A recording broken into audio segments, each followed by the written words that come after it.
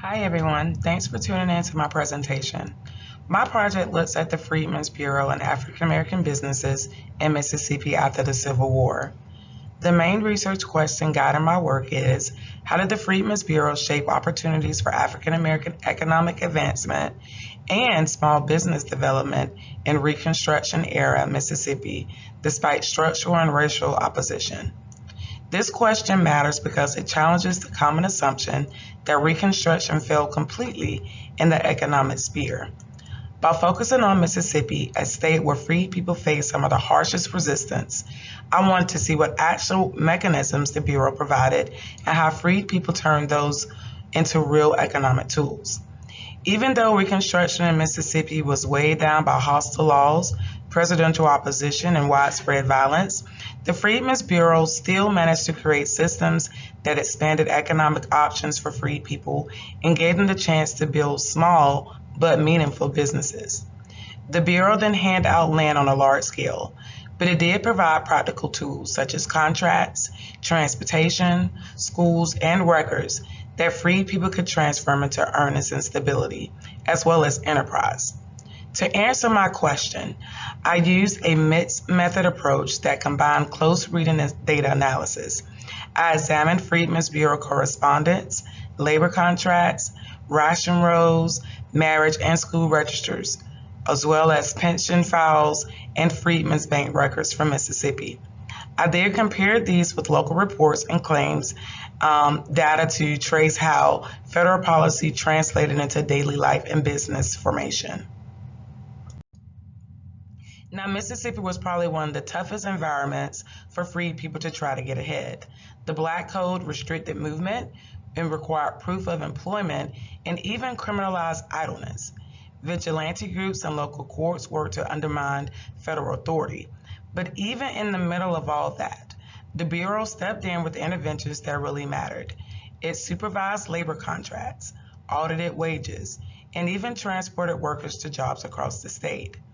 This connects to what economist Paul Romer points out about modern growth. Institutions and policy can either lock people out of opportunity or help create it.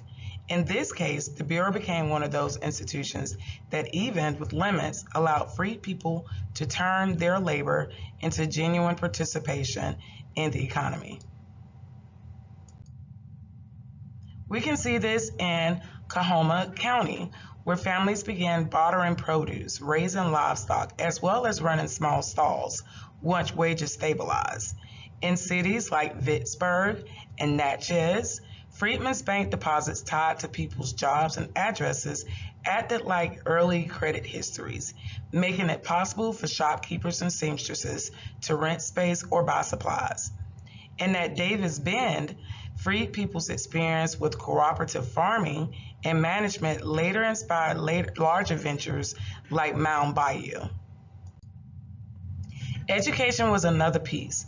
The Bureau schools taught literacy and math skills, immediately useful for reading contracts, keeping receipts, and managing accounts. That protected earnings and even opened clerical and trade jobs. As Christian Sandvig argues, knowledge matters most when applied to real problems, and freed people did exactly that. They used classroom learning directly in bookkeeping, wage audits, and household business decisions. Family and military records also played an unexpected role. Marriage registers stabilized households legally, while pensions and soldier family claims sometimes provided the seed money to lease land or open small shops.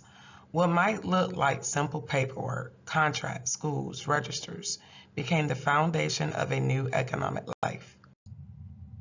So what does all this tell us? Histories of Reconstruction often focus on land redistribution or the failure of it. But my research shows we need to widen that lens. The Freedmen's Bureau in Mississippi wasn't just about land. Its everyday tools, contracts, schools, transportation orders, marriage registers, and claims were mechanisms that families adapted into survival strategies and in some cases lasting businesses. In the end, the Bureau shows both the promise and the limits of federal intervention. It couldn't erase racial violence or overturn state laws, but it opened doors into the economy that freed people walked through. And I think that shifts how we understand Reconstruction business history. From asking, did it succeed or fail, to asking instead, what tools did freed people use to navigate, resist, and create under impossible circumstances? Thank you so much for listening.